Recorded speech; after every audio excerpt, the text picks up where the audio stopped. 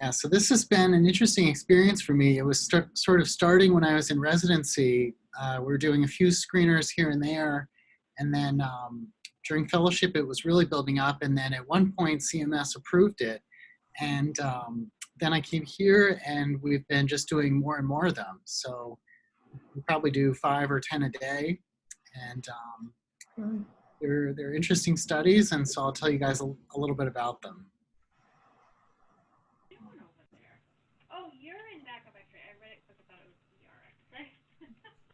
Should we go to the next slide here? Okay, thank you. So here you can see a couple different images that we have. So the first on the left side here, I don't know if you guys can see my pointer, but this is a chest x-ray. Yep, we can see your pointer. Plain films, it's like 1 image or 2 images if you're gonna have a lateral view.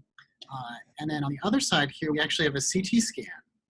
And so then the CTs have many more images and you get a lot more information. And so one of the main trials that went on was this national lung screening trial in the United States. And so they weren't just comparing doing nothing compared to doing a CT. They were actually screening people in the 2 arms. One had these plain x-rays and one had CT scans. And so you can see in this patient, this is the same patient, and on the CT they have this very irregular spiculated dominant nodule in the right upper lobe. On the x-ray you can very faintly make it up that it's up here.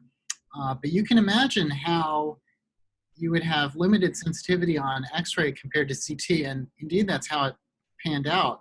So in this trial there was a 20% disease-specific mortality reduction by using CT compared to plain film. And you can imagine if it was compared to nothing, it'd probably be even better than that. All right, next slide, please. All right, so what do you get when you get a CT? So these lung cancer screening CTs are actually quite similar to the routine chest CTs that we do. The main difference is that they're lower dose, but when you get the images, you get the whole stack, and you get lung windows where you can see the lungs pretty well. You also have these soft tissue windows. You can look in bone windows, and especially the sagittal view is helpful looking at that. And then we also have these MIP images where they take multiple slices, stack them together to help pick out nodules. So next slide, please. So a couple more details about the scan. So as far as the order, we do need some information in the indication section, and the main information needed is the smoking history. It's also really helpful to have any past medical history. If they've had a past lung cancer or other cancer or known cardiovascular disease, that can be helpful. As far as performing the scan, it's best to have the thinnest slices possible. About 1 millimeter is good. Our scanner manufacturer for most of our sites are at 1.25 millimeter. Typically, they recommend less than 2.5. The reason is that many of these nodules are very small, and if you have slices that are too thick, it will average out, and you won't be able to see the nodule at all. The scan is done taking a deep breath in at a full inspiration acquisition.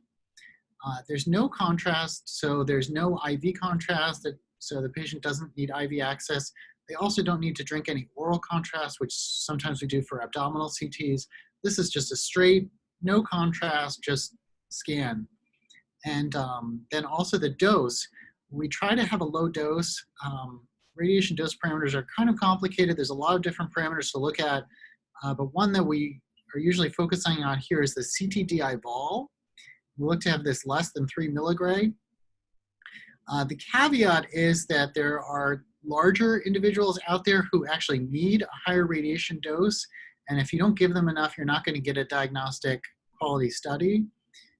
So we do give a higher dose for some larger individuals, so sometimes you will see this vary, but generally the idea is to lower the radiation dose to lower the risk of cancer, which, by the way, is a very small risk and would be distant in the future. Many of these individuals are older individuals anyway, so the radiation dose is quite low for this test.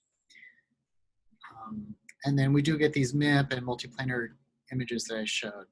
Next slide, please. So a couple of things about how these nodules appear. So this is an example from the literature. So when you measure these nodules, they have you placed like this. You do two axial, you do the largest axial and then a perpendicular and get that. And you're actually looking for the average diameter. And then it's also helpful, can be helpful to look at the attenuation. So this nodule actually here has low attenuation of -75, so that contains fat. So this is actually just a benign hamartoma despite its size. Next slide, please. So then a little bit more about the scan. So they recommend that your scanner have greater than 16 detector rows. All of our scanners do. Most of them have greater than 64, and they often have 128 or 256 rows. There is a requirement for the radiologists. They should have CME, and they should also have read over 300 chest CTs over the last 3 years, which is definitely doable if you're reading these on a regular basis, but you do want someone who has some experience with it. They're interpreted digitally on PACS. Nobody would look at just plain film anymore. And then you're looking carefully for the nodules. So first you want to detect them. You want to check the attenuation. So I had mentioned that hamartoma.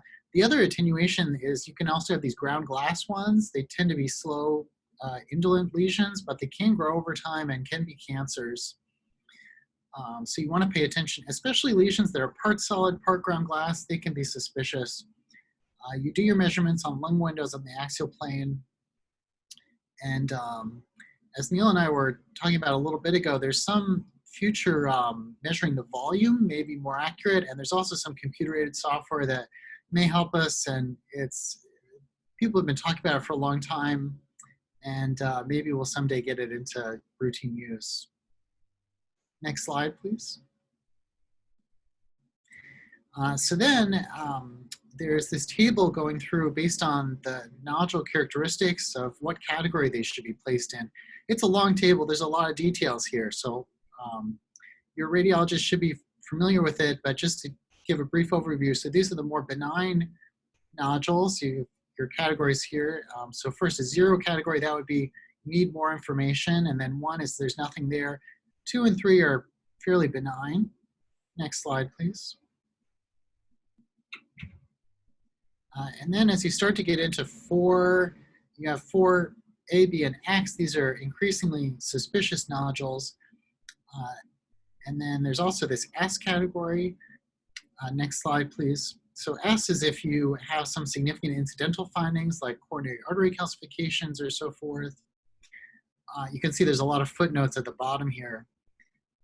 And then I'll just show a few brief examples of some scans of what these would look like. So if you could go to the next slide, please.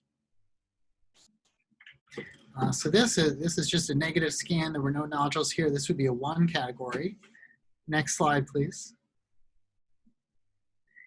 So then on here, you have just a tiny little Ditzel nodule here. So this would be in the benign category 2. You just get a follow-up in 1 year.